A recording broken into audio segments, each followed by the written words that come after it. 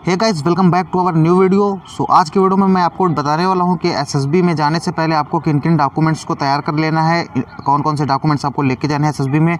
A to Z मैंने सारे documents इस वीडियो में क्लियर कर रखे हैं। और आपके जो भी डाउट थे कि सर अगर मेरी जो मार्कशीट वगैरह है अगर कॉलेज में जमा है, या फिर कोविड वैक्सीन लगवानी है, या फिर कोविड टेस्ट करवाने हैं, रैंक गलत है तो वो क्या करें, अगर फॉर्म है उसमें रैंक गलत फिल हो गई थी तो वो क्या करें, मतलब आपके जितने भी डाउट हैं मैंने सारे इस वीडियो में क्लियर कर दूंगा। तो वीडियो को एंड तक जरूर देखना, आपके सारे डाउट क्लियर हो जाएंगे। और काफ़ी इंफॉर्मेटिव एंड इम्पॉर्टेंट वीडियो भी आपके रहने वाला है, क्योंकि इन डॉक्यूमेंट्स के बिना आपको वहाँ पर एंट्री तो नहीं मिलेगी है। तो इन डॉक्यूमेंट्स को ज़रूर लेके जाएँ। तो बने रहना वीडियो में एंड तक, आपको काफ़ी ज़्यादा नॉलेज और इम्पॉर्टेंट इन्फॉर्मेशन भी आपको मिलने वाली है। तो वीडियो को यार अभी तक लाइक नहीं किया तो वीडियो को लाइक कर देना, चैनल पे नया हो तो यार सब्सक्राइब करके बेल आइकन को जरूर प्रेस कर लेना, अपने दोस्तों के साथ वीडियो को शेयर कर देना जिससे उन्हें भी इसके बारे में पता चल सके। सो फ्रेंड्स, करते हैं वीडियो को स्टार्ट बिना किसी देरी के। हेलो फ्रेंड्स, मैं हूं मयंक, एक बार फिर से अपने यूट्यूब चैनल पे एक नए वीडियो के साथ आपके बीच हाजिर हूं। फ्रेंड्स, आप जो इंपॉर्टेंट वीडियो है उसके पहले आप लोगों को इंपॉर्टेंट अनाउंसमेंट था कि जो भी अपना टेलीग्राम चैनल जेन्युइन मयंक है, जो कि सर्च करेंगे तो आ जाएगा, इसी नाम से है, या फिर आपको लिंक डिस्क्रिप्शन बॉक्स में मिल जाएगा। तो अगर आपने ज्वाइन नहीं किया तो आप ज़रूर ज्वाइन कर लीजिए, क्योंकि वहाँ पे मैं आप लोगों के लिए स्टोरी राइटिंग या फिर और जो भी आपके डाउट्स होते हैं वो वहाँ पे क्लियर करता रहता हूँ। तो तुरंत अपडेट भी आपको मिलती रहती है। तो ज़रूर ज्वाइन कर लीजिए टेलीग्राम चैनल, लिंक आपको डिस्क्रिप्शन बॉक्स में मिल जाएगा। तो अब हम स्टार्ट करते हैं अपने डॉक्यूमेंट्स को। तो सबसे पहला जो डॉक्यूमेंट्स आता है वो है कॉल अप लेटर। जो भी कॉल अप लेटर आपको वेबसाइट पे मिल जाएगा या फिर आपके ईमेल पे आएगा तो वो आपको ज़रूर लेके जाना है। कॉल अप लेटर कैसे डाउनलोड करना है वो मैंने अलग से वीडियो पहले ही बना रखा है, तो आप जाके विजिट कर सकते हैं चैनल पे, सारी वीडियो आपको मिल जाएंगी। तो कॉल अप लेटर हो गया। तो और एक चीज़ का है कि आप जो भी डॉक्यूमेंट्स है कम से कम, मतलब मिनिमम आपको 2 कॉपी ज़रूर करानी है, चाहे जो भी डॉक्यूमेंट्स हो सारे। तो 2 कॉपी ज़रूर करा लेने हैं। तो कॉल अप लेटर हो गया आपको, तो कॉल अप लेटर में ध्यान रखना, तो कॉल अप लेटर ज़रूर लेके जाएँ। इसके अलावा जो नेक्स्ट पॉइंट आता है वो है एप्लीकेशन फॉर्म। जो आपने एप्लीकेशन फॉर्म भरा था उसके बाद जब आपकी जो रोल नंबर आता है तब आपको एक एप्लीकेशन फॉर्म वहाँ पे डाउनलोड करना होता है। तो अगर आपने वो वाला डाउनलोड नहीं किया है तो भी कोई प्रॉब्लम नहीं है, जो आपने फॉर्म फिलिंग के टाइम दिया था वही एप्लीकेशन फॉर्म ले लीजिए, उसमें आप अपना रोल नंबर वहाँ पे ले लेंगे, कोई प्रॉब्लम नहीं है। तो इसकी भी आपको 2 कॉपी लेनी है, ठीक है, ओरिजिनल भी लेना है और 2 कॉपी भी लेनी है साथ में। इस चीज़ का ध्यान रखना, आपको ओरिजिनल एंड 2 कॉपी साथ में सभी डॉक्यूमेंट्स की लेनी है। तो 2 कॉपी इसकी हो गई। और ये जो मतलब कि ये सबसे ज़्यादा मैंडेटरी है, बिना इसके आपको गेट से ही एंट्री नहीं मिलेगी। सबसे पहले आपका यही देखा जाएगा और आधार कार्ड आपका देखा जाएगा। तो अभी आप सारी चीज़ें आपको आगे के वीडियो में बताने वाला हूँ, तो वीडियो में ज़रूर लास्ट तक रहना जिससे आपको कोई भी डॉक्यूमेंट मिस ना हो। तो 2 प्रिंट आउट आपके एप्लीकेशन फॉर्म के हो जाएंगे, एक ओरिजिनल हो जाएगा, ठीक है। इसके बाद आता है 10th की मार्कशीट। अब 10th की मार्कशीट इसलिए मांगते हैं क्योंकि वो आपकी जो डीओबी है वो मैच करते हैं। अगर आपकी डीओबी मैच नहीं कर रही है तो क्या करना है वो मैं लास्ट तक वीडियो में बीच में बताऊंगा आपको, कि आपकी अगर डीओबी मैच नहीं कर रहा है या फिर मिस स्पेल्ट है जो भी है 10th की मार्कशीट में, तो आपको क्या करना है वो सारी चीज़ें, इसका भी ऑप्शन है तो क्या है वो मैं बताऊंगा, लेकिन बने रहना वीडियो में तक। अभी मैं सारे डॉक्यूमेंट्स बता दूं। तो इसमें आपको करना क्या है कि 1 तो आपको जो 10th की मार्कशीट ओरिजिनल लेके जाना है, इस चीज़ का ध्यान रखना, सारी चीज़ें ओरिजिनल ज़रूर लेके जाना है। आप एक अच्छी सी फाइल बना लीजिए, उसमें सारे डॉक्यूमेंट्स को आप सेट कर लीजिए, आराम से लेके जाना है। तो एक हो गई ओरिजिनल 10th की मार्कशीट। इसके अलावा आपको कम से कम इसकी 5 कॉपी करा लेना है, क्योंकि 10th की मार्कशीट है तो काफ़ी जगह काम लग सकता है। तो 5 to 10 भी करा सकते हैं, कोई प्रॉब्लम नहीं है। वो आपके कभी ख़राब तो होंगी नहीं, काम ही दे देंगी। तो कम से कम 5 ज़रूर कॉपी करा लीजिए इसकी। इसके बाद आता है हमारा 12th की मार्कशीट। 12th की मार्कशीट भी आपको ओरिजिनल लेके जाना है, एंड जो कम से कम है 5 to 10 कॉपी इसकी भी करा लेना है, क्योंकि ये सारी चीज़ें इंपॉर्टेंट है, इंपॉर्टेंट हर जगह काम लग सकते हैं। तो इनको आप कम से कम 5 कॉपी ज़रूर लेके जाएं। इनकी ओरिजिनल ज़रूर लेके जाना, ओरिजिनल मत भूलना, क्योंकि बिना ओरिजिनल के आपको एंट्री भी नहीं मिलेगी वहाँ पे। ये सब चीज़ें देख लेते हैं गेट पे ही। तो 12th की मार्कशीट भी आपको समझ में आ गया होगा। इसके बाद जो सबसे इंपॉर्टेंट चीज़ है तो है वैलिड आईडी प्रूफ। अब वैलिड आईडी प्रूफ क्या होता है, आपको सबसे पहले यहाँ पे जो आपका आधार होता है, यानी कि जो भी आपका आधार कार्ड है वो आपको ज़रूर लेके जाना है। ओरिजिनल होना चाहिए, उसमें कोई भी मिस स्पेल्ट नहीं होना चाहिए। मिस स्पेल्ट क्या है, अगर कुछ है भी आपके नाम वगैरह डेट ऑफ बर्थ में कुछ स्पेलिंग मिस्टेक है तो आपको क्या करना है वो मैं बताऊंगा अभी। फ़िलहाल आपको आधार कार्ड ले जाना है। इसके अलावा अगर आपने फॉर्म फिलिंग के टाइम कोई और डॉक्यूमेंट्स दिया था, यानी कि फॉर्म फिलिंग के टाइम जैसे आपने पैन कार्ड, बहुत सारे लोगों ने पैन कार्ड दिया होगा, वोटर आईडी कार्ड भी दे सकते हैं। तो वोटर आईडी कार्ड है, पैन कार्ड है, पासपोर्ट है, ये सारी चीज़ें अगर जो भी आपने लगाया था फॉर्म फिलिंग के टाइम वो आपको ज़रूर ले जाना है। इसके अलावा आपको आधार कार्ड ज़रूर लेके जाना है। और आधार कार्ड की मैं सजेस्ट करता हूँ कि आप कम से कम 10 to 15 फ़ोटोकॉपी ज़रूर करा लीजिए। 15 से भी ज़्यादा करा सकते हैं, कोई प्रॉब्लम नहीं है। अगर बच भी जाएंगी तो आपके काम ही आएंगी, कहीं कोई प्रॉब्लम नहीं होने वाली है। तो आधार कार्ड सबसे ज़्यादा मैंडेटरी है, क्योंकि आधार कार्ड और आपका जो प्रिंट एप्लीकेशन फॉर्म है उसके बिना आपको गेट से ही एंट्री नहीं मिलेगी, वहीं से वापस कर दिया जाएगा। क्योंकि हर बार बहुत सारे बच्चों वापस हो जाते हैं, मैंने खुद देखा है, ठीक है। तो इस चीज़ का बहुत ध्यान रखना, आधार कार्ड ओरिजिनल भी होना चाहिए। एंड इसकी आप 10 to 15 फ़ोटोकॉपी करा लीजिए आराम से। और बाकायदा ये सारी चीज़ें आपके कॉल अप लेटर में भी लिखी हुई हैं, सारे डॉक्यूमेंट्स, तो आप एक बार फिर से पढ़ लेना। मैं अपने टेलीग्राम चैनल पे फॉरवर्ड कर दूँगा, ऑलरेडी मैंने फॉरवर्ड कर भी दिया है, तो टेलीग्राम से ज़रूर जुड़ जाइए। तो अब बात करते हैं आईडी प्रूफ के बाद जो आता है आपका क्लेम एंड रिस्क सर्टिफिकेट आपको ले जाना है।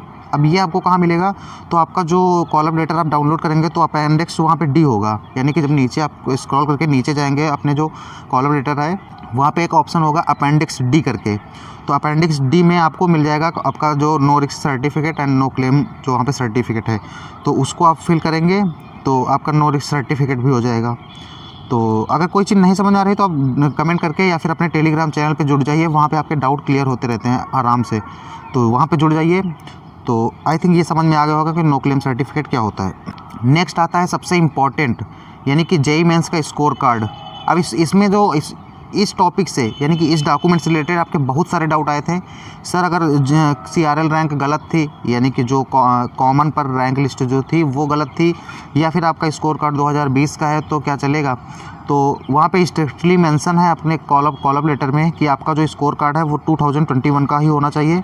इसके अलावा जो आपकी जो रैंक है CRL वो अगर आपने गलत फिल कर दी है, यानी कि फॉर्म में कुछ और थी एप्लीकेशन फॉर्म में, एंड आपका जो स्कोर कार्ड है उसमें कुछ और ही CRL है, तो वहाँ पे स्ट्रिक्टली मेंशन किया गया है कि ऐसे लोग SSB देने ना जाए, वहाँ पे आपको अलाउ नहीं किया जाएगा, गेट के अंदर एंट्री नहीं मिलेगी।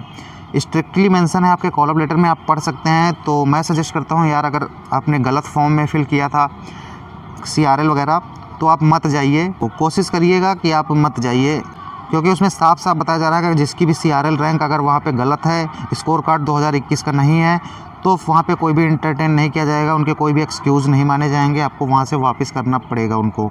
तो अगर वहाँ से गेट से ही वापस आ जाते हैं तो आपको TA भी नहीं मिलेगा, ट्रैवलिंग अलाउंस जिसे कहते हैं।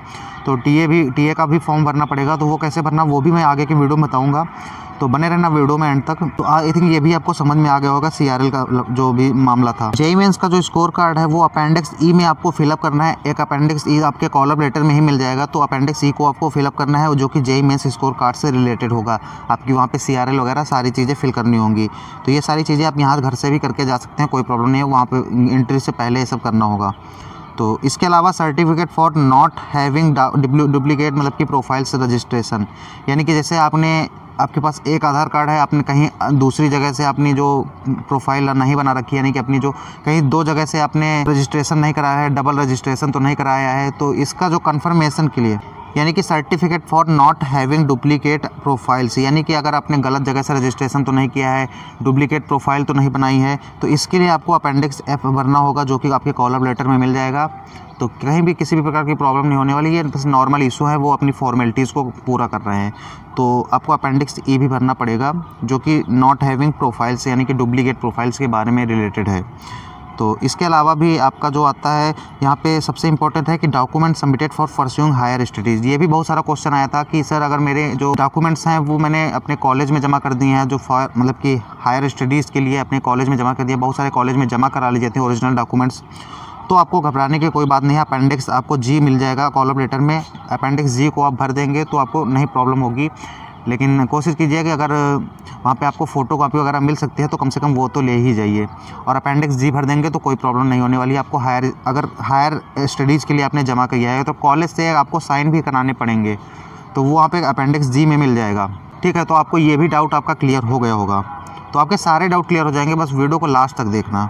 इसके अलावा जो आता है हमारा certificate for previous candidature SSB attempts, इसका मतलब ये होता है कि जैसे आपने पहले कभी भी SSB दी है, तो आप SSB अटेम्प्ट्स मैंने पहले भी मतलब आपने दिए हैं, कभी भी दिए हैं, तो उसके लिए आपको अपेंडिक्स H भरना है। जिन्होंने नहीं दिया है पहले SSB उनके लिए कोई ज़रूरी नहीं है, मायने नहीं रखता, बट भर सकते हैं, कोई प्रॉब्लम नहीं है, इसमें कोई भी प्रॉब्लम नहीं होने वाली है। तो जिन्होंने पहले एसएसबी दिया है कभी, वो अपेंडिक्स एच को भर देंगे तो कॉल अप लेटर में आपको मिल जाएगा। ये सारी चीज़ें आपको कॉल अप लेटर में मिल जाएंगी। एक सबसे इंपॉर्टेंट चीज़ है एफिडेविट। एफिडेविट कब लगाना है आपको, जैसे कि सबको नहीं लगाना है, ध्यान रखना है इस बात का कि एफिडेविट जो भी है, यानी कि जिसका भी, जैसे कि मैंने शुरुआत में बताया था, जैसे आपके हाई 10th की मार्कशीट जो है या फिर आपका आधार कार्ड है, इसमें अगर मिस स्पेल्ट है, यानी कि नाम वगैरह, डेट ऑफ बर्थ वगैरह कुछ भी मिस स्पेल्ट है, तो आपको एफिडेविट बनवाना है। एफिडेविट आपका जो लीगल होना चाहिए, तो आप इस चीज़ का ध्यान रखना। तो एफिडेविट के वजह से आपको वहाँ पे एंट्री दे दी जाएगी, तो बाद में आप उसको करेक्शन करवा के आप वहाँ से सबमिट करा सकते हैं अगर आप सेलेक्ट होते हैं तो एफिडेविट इंपॉर्टेंट हो जाएगा। आप अगर आप किसी भी प्रकार के आपके नाम वगैरह में इसमें स्पेल्ट है, तो आप अभी से अभी एफिडेविट बनवा लीजिए। किसी भी प्रकार की आपको प्रॉब्लम नहीं होने वाली है। आपके सारे वहाँ पे जो एंट्री वगैरह वो आपको अलाउ कर दिया जाएगा। लेकिन अगर आप सेलेक्ट होते हैं तो आपको वहाँ पे फाइनल करेक्शन करवा के आपका जो डॉक्यूमेंट्स हैं वो सबमिट कराने होंगे। तो इस चीज़ का ध्यान रखना। तो किसी भी प्रकार की अगर प्रॉब्लम हो रही है तो आप एफिडेविट बनवा लीजिए। या किसी नाम में प्रॉब्लम है, जो भी एफिडेविट बनवा सकते हैं। तो ये भी आपका डाउट क्लियर हो गया होगा। इसके बाद इम्पॉर्टेंट आता है आपका टीए, यानी कि ट्रैवलिंग अलाउंस आपको मिलता है। सबको नहीं मिलता है, किसको मिलेगा, जो पहली बार एसएसबी देने जा रहे हैं, तो उनको एक अपेंडिक्स जे मिल जाएगा वहाँ पे एसएसबी कॉल अप लेटर में, उसको आपको फिलअप करना है, आपको टीए मिल जाएगा वहाँ पे। और जैसे ही वहाँ पे जाएंगे, जब एंट्री हो जाएगी आपका, तो सबसे पहले आपका जो है टीए का फॉर्म ही भराया जाता है। आपको चेस्ट नंबर अलॉट किया जाएगा, आपका वेरिफिकेशन होगा, उसके बाद आपसे टीए का फॉर्म भराया जाएगा।